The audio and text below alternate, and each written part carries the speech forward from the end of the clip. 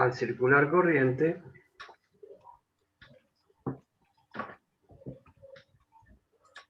corriente alterna,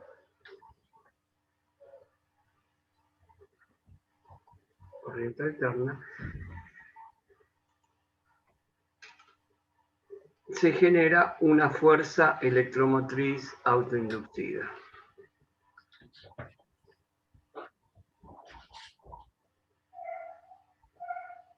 Circular corriente alterna,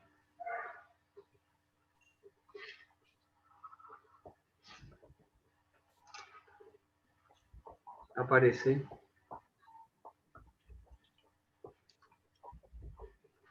una fuerza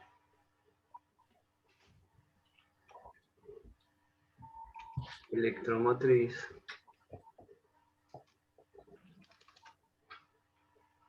autoinducida. Bueno, entonces vamos a suponer, vamos a ver cada una de las cosas, así nos sacamos dudas de lo que es. Yo les puse un video en el Classroom de bobina y capacitor con unas animaciones, ¿puede ser? Sí, sí, yo los vi. ¿Los vieron? Bueno. Sí. Está bien, ¿se entendió? ¿Sacó dudas? ¿Sí? ¿O no? Más Sí. o menos. ¿Sí? Bueno. Perfecto. Entonces, si nosotros tenemos una bobina, y la representamos así, y por la bobina circula una corriente alterna ahí, estoy hablando de valores instantáneos, ¿no es cierto? Porque yo digo que I va a ser un valor I máximo por el seno de omega por t. Le pongo ángulo de fase 0 porque ¿para qué le voy a poner un ángulo de fase? Me voy a complicar yo. No, entonces le dejo sin ángulo de fase. Total, estoy tratando de analizar algo. Como ángulo de fase 0. Esta es la corriente que circula por la bobina.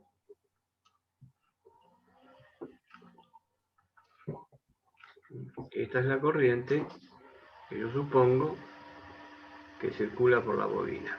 Entonces le ponemos acá corriente.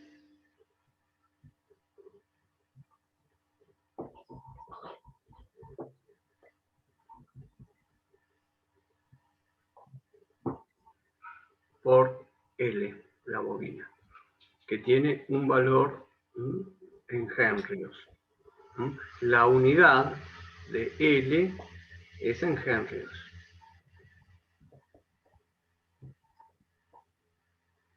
La unidad de L es en henrios. ¿De qué depende L? Depende del número de vueltas de las bobinas, depende de la forma de la bobina, depende si tiene núcleo de aire o si tiene material magnético. Bueno, entonces circula esa corriente y hay un efecto de que hace aparecer en los extremos de la bobina una fuerza electromotriz inducida. Esto es la fuerza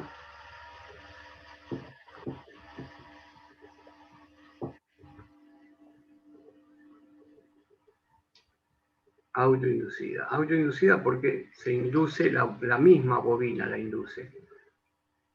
¿Y por qué la induce? Porque circula una corriente. ¿Qué pasa cuando circula por la corriente un cable, por un cable una corriente? Era un campo electromagnético. Se genera un campo magnético. Cuando por un cable circula una corriente, se genera un campo magnético. Una bobina, entonces, es que, ¿qué es lo que hago? Agarro el cable ese y para sumar los efectos del cable, del campo magnético, al cable lo voy enrollando. Entonces yo voy sumando todos los efectos de cada uno de esos campos que se hace en cada rulo de la bobina. Y me va a dar un campo magnético total. Cuando se habla de de campo magnético, que es la letra B, densidad de campo, generalmente no se habla de campo magnético, se habla de flujo magnético. Se habla de flujo magnético porque se quiere tener una idea de que cuántas líneas de fuerza pasan si yo tengo una bobina. En esta bobina se va a girar un campo que va a tener esta forma, con esta línea de fuerza. ¿Cómo se pueden ver las líneas de fuerza? Con limaduras de hierro muy finas, se tiran y se generan estas líneas, partiendo de un polo norte a un polo sur. Al polo sur. De acuerdo cómo es cómo se crea la corriente. Entonces, para tener una idea mejor de que este campo cuánto es, cuántas de esas líneas tengo alrededor de la bobina, lo que se hace es tomar hipotéticamente, imaginarse de que se hace pasar una superficie por donde están próximas a la bobina, por una superficie, un área, y en lugar de hablar del campo magnético B, que es el que está dibujado acá, se habla de cuántas líneas de campo magnético atraviesan a la superficie.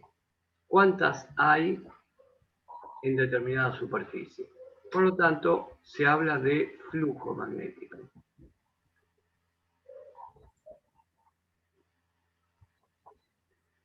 Y el flujo magnético es campo por área. Entonces hablamos de flujo magnético. Bien, vamos ahora a nuestro caso de la bobina. Yo tengo circulando corriente alterna por la bobina, entonces voy a hacer un dibujo lo mejor que pueda de la corriente.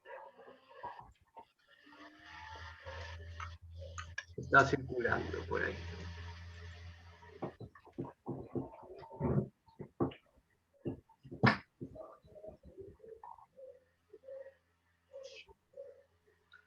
Yo dibujo la corriente, bueno, tengo que dibujar los límites siempre, ¿no es cierto? Un límite positivo.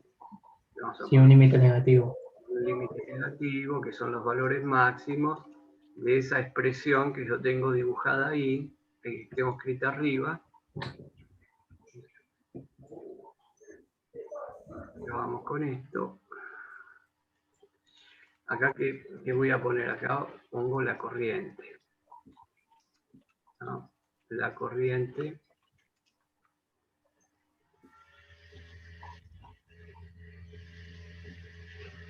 Y entonces yo voy a poner, esto es omega por T, ¿se acuerdan de esto? Siempre lo mismo. Y yo pongo acá que tengo 2pi, justo a la mitad lo voy a hacer. Tengo pi, por acá tengo pi sobre 2. Acá tengo pi sobre 2. Bueno, ¿cómo va a ser la corriente? Va a ser la función seno. El valor máximo de acá va a pasar por 0. Máximo negativo 0. Entonces, esa corriente origina un flujo en la bobina, un campo magnético, pero yo hablo de flujo. El flujo va a tener la forma de la función seno. El flujo va a tener la forma de la función seno. Si la función es I máximo por seno de omega t, el flujo de la bobina va a ser un flujo máximo seno de omega por t. Esto que está acá es el flujo generado por la bobina.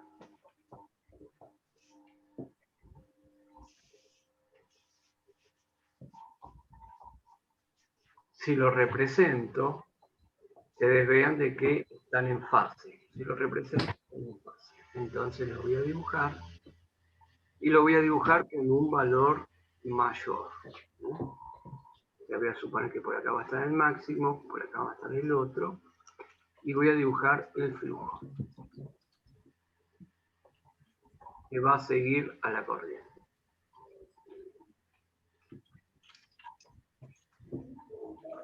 Entonces, este es el flujo y esto es la corriente. Bueno, ¿para qué hago todo esto? Para definir L. Miren, acá pongo en el mismo eje, flujo y corriente, flujo y corriente. Si yo veo, me paro en algún punto,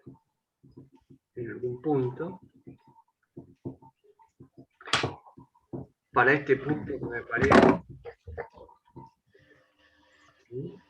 voy a tener un valor de corriente y voy a tener un valor de flujo para el mismo. Por ejemplo, este punto que lo llamo 1 acá. Si yo ahora me desplazo otro tiempo más, por ejemplo acá, en este punto 2, voy a tener un correspondiente valor de corriente y un correspondiente valor de flujo que era distinto. Están coincidiendo, pero son distintos. O sea que tengo corriente y flujo variando, ¿no? Corriente y flujo variando. Entonces, yo lo que puedo ver es la relación que hay entre, en estos intervalos de tiempo que marqué yo acá, entre este tiempo 1 y este tiempo 2, qué variaciones hay de corriente,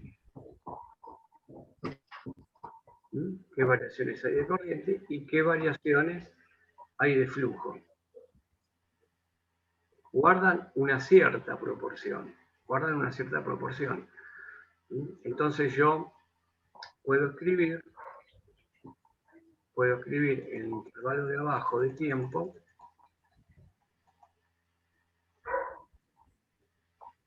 puedo escribir que las variaciones de flujo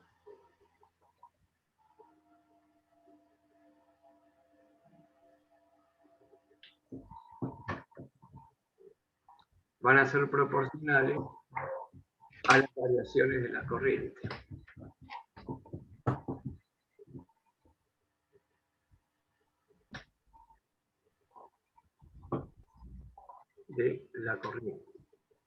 A las variaciones de la corriente. Variaciones de flujo proporcional a las variaciones de la corriente. Entonces, estas variaciones de flujo, debido a las variaciones de la corriente, porque la corriente es la que está generando, el flujo. El flujo, sí. Por lo tanto, el flujo va a depender de la corriente y de un valor que se lo llamó L, coeficiente de autoinducción.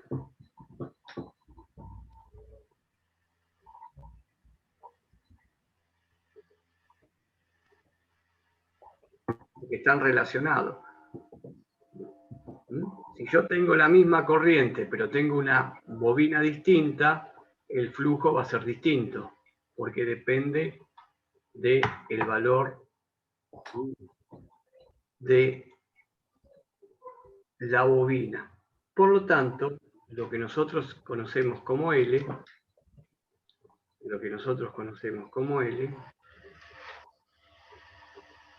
coeficiente de autoinducción, es las variaciones de flujo con respecto a las variaciones de corriente. Me da una idea de cómo varían la causa y la consecuencia. La causa es la corriente y la consecuencia es el flujo. Eso es el L, ese es el L que nosotros introducimos cuando escribimos que XL es 2pi por la frecuencia por L. L me da una idea, de qué flujo genera una bobina a una corriente dada. Por otro lado, ustedes se tienen que acordar del año pasado, y si no lo repasamos, de la fuerza electromotriz inducida, la experiencia de Faraday. En la experiencia de Faraday, lo que se dice es que si hay una bobina que está quieta,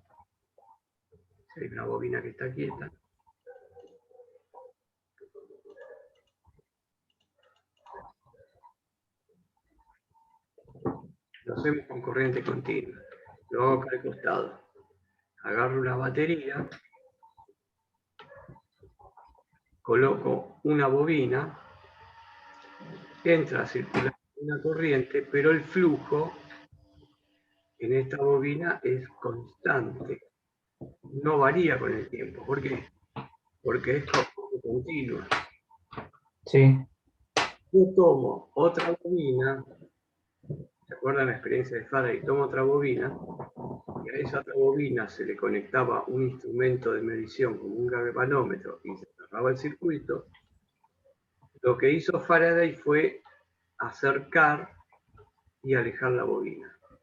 Acercar, alejar la bobina.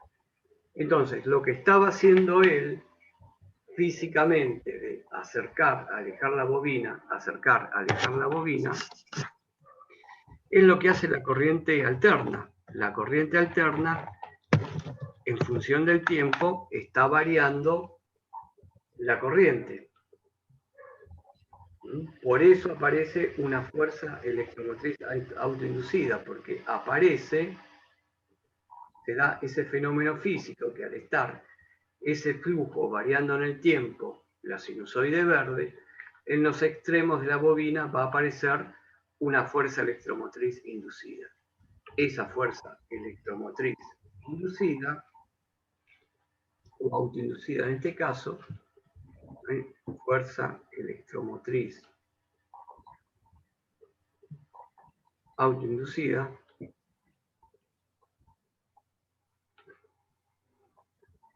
según Faraday,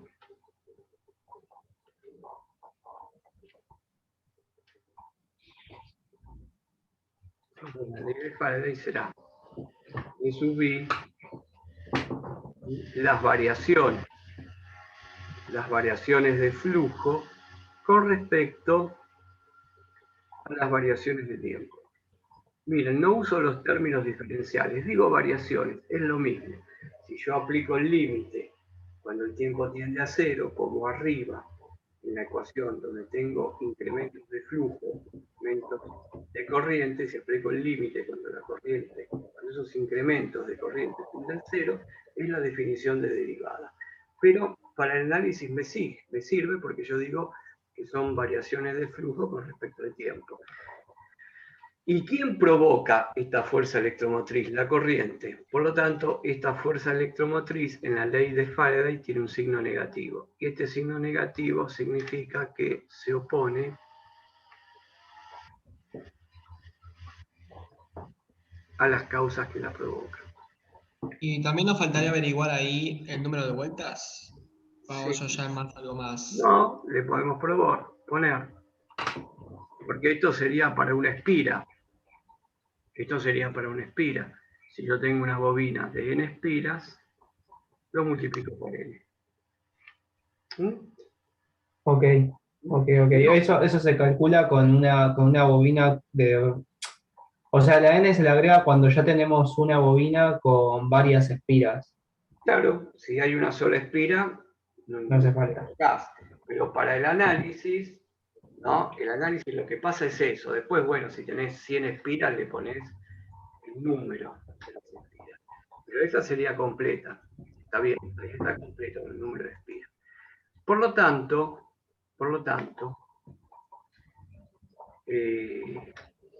yo les dije que se aplicaba el límite, en lugar de escribir las variaciones, yo podía poner que el coeficiente de autoinducción iba a ser el diferencial de flujo con respecto al diferencial de la corriente. Y de la misma manera, acá me va a quedar menos n por el diferencial de flujo con respecto al tiempo. Son lo mismo. Es lo mismo. Es lo mismo. Ok. Incremento y diferencial. No se olvide que el diferencial, ustedes, es esta expresión que está acá, no me quiero meter mucho con matemática, pero esta expresión que está acá, si yo hago el límite de esta expresión con la corriente, tendiendo a cero, es la definición de derivada.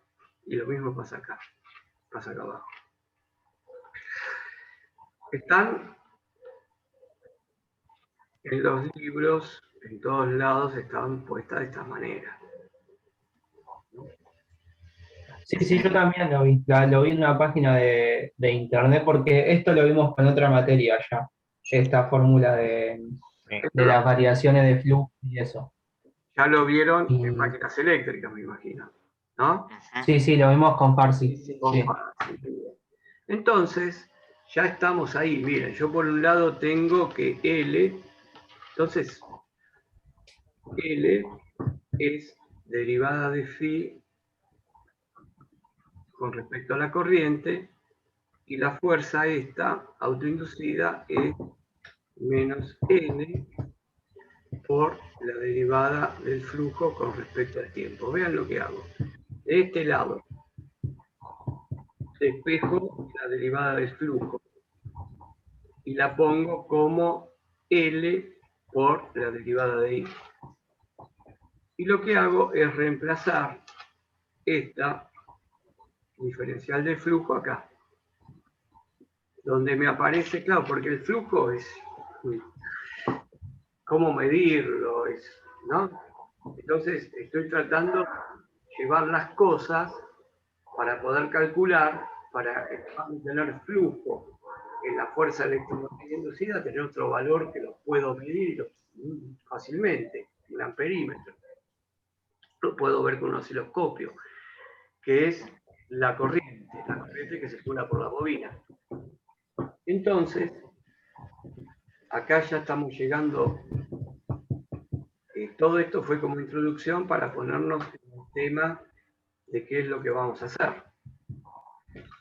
Entonces, escribimos que la fuerza electromotriz inducida que aparece en los extremos de la bobina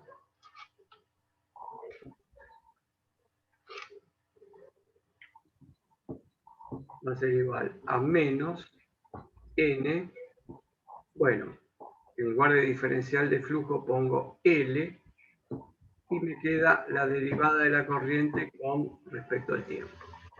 Perfecto.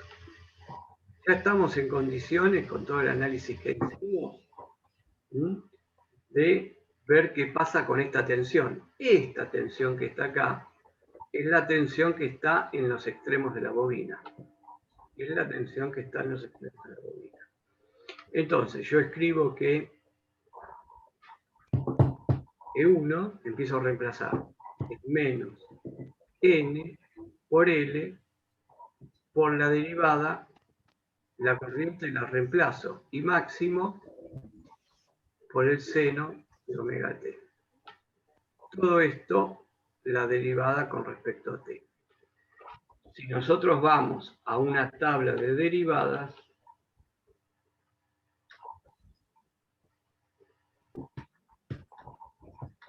nosotros vemos que la derivada de seno de x con respecto a x es menos coseno de x. Pero vean acá, yo puedo decir que en lugar de x tengo el tiempo, que es mi variable, ¿no? Porque esto es matemáticamente la famosa XI que usan los matemáticos, pero yo ahora tengo acá, tengo tiempos, pero vean lo que tengo. Yo acá tengo diferencial de tiempo, tengo diferencial de x, acá en la tabla de derivadas tengo seno de x, pero acá, ¿qué tengo? Seno de omega por t. No tengo seno de t. Tengo seno de omega por t. Y ahí empezamos con los problemas. Los problemas matemáticos. Yo tengo que resolver ese diferencial. Lo hago, esto puede ser pesado, pero bueno, vamos a ver al final y vamos a entender bien por qué se produce que la tensión adelanta la corriente. Lo hago rápido. Para resolver esa derivada, tengo que hacer un cambio de variable. Hay que hacer un cambio de variable. Recurrimos a matemática.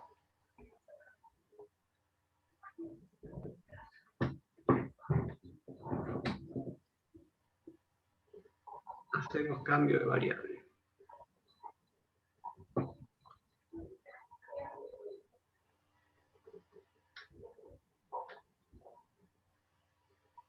Llamo a omega por t con la letra U. ¿Ven lo que hago? Omega por t lo llamo U. Entonces digo, la derivada de U con respecto a t, la derivada de U con respecto a t va a ser, hago esta derivada que está acá. La derivada de U con respecto a t va a ser omega por diferencial de t. Bien. Entonces, vamos de nuevo acá. Vamos acá. Vamos acá. Y empezar a reemplazar. Lo primero que hago es poner E1, copio como está, menos n por l. Vean, tengo la derivada de I máximo. La derivada de I máximo es un constante I máximo. Es un valor constante, es el valor máximo. Lo puedo sacar, no depende del tiempo. Entonces lo saco de aquí.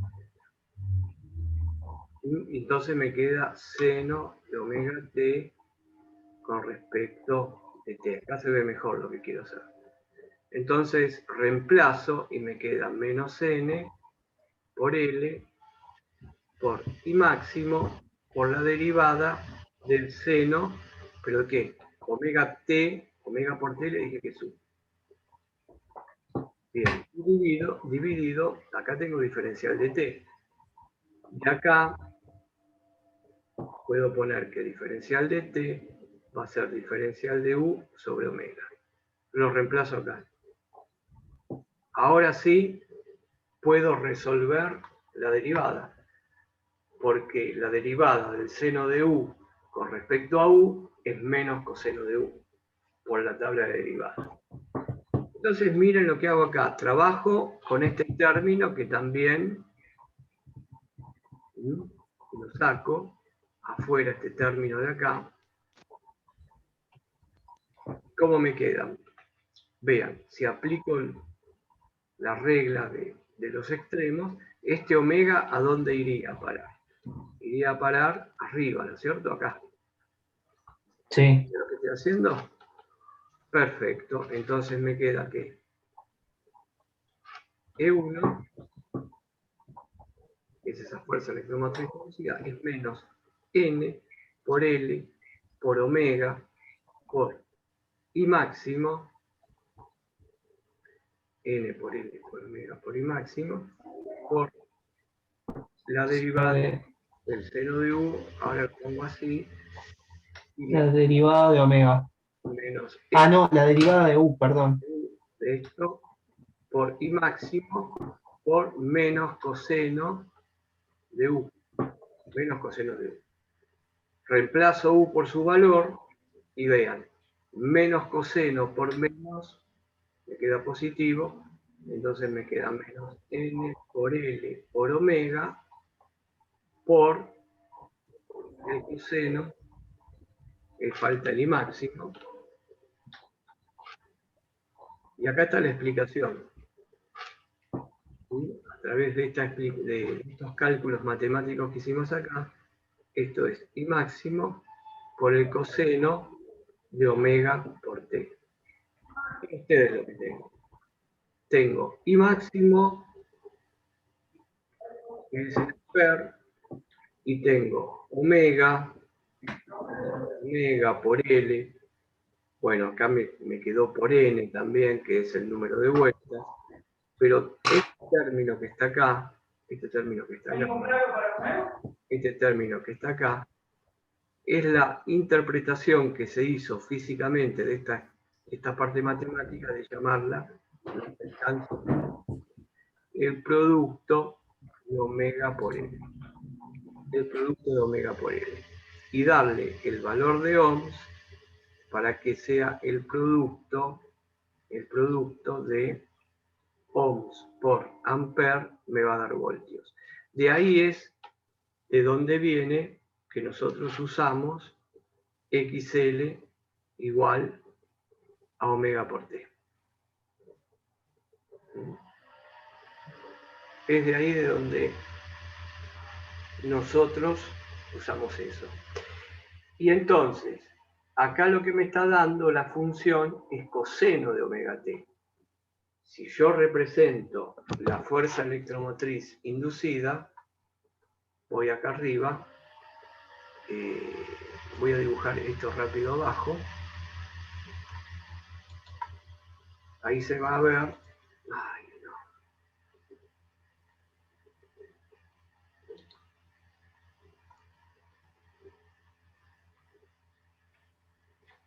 Ahora vamos a ver que voy a sacar lo que no me interesa, que es el flujo. Y voy a dejar la corriente,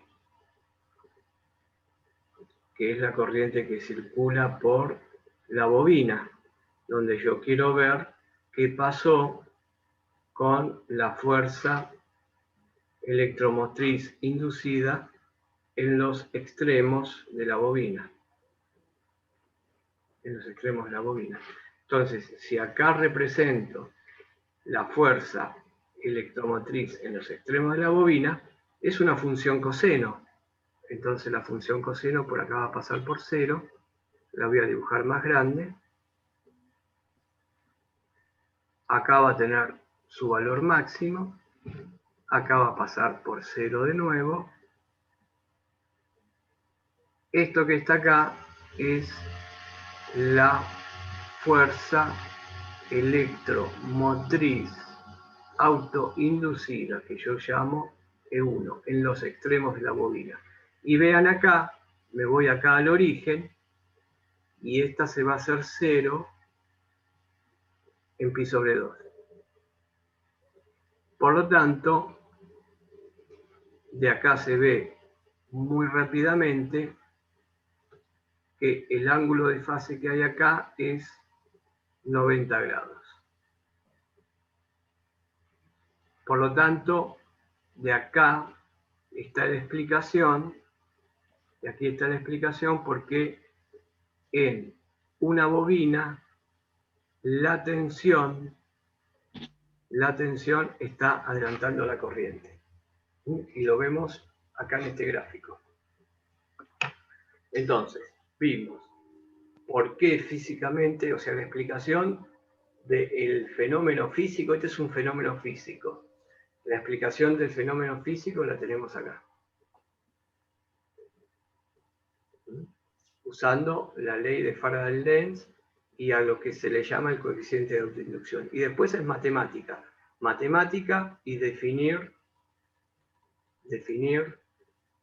el XL, la reactancia inductiva, como el omega por L, que también es una interpretación matemática al fenómeno físico. Bueno, quedó claro entonces de dónde viene el desfasaje. Lo mismo tendríamos que hacer para el capacitor, exactamente lo mismo.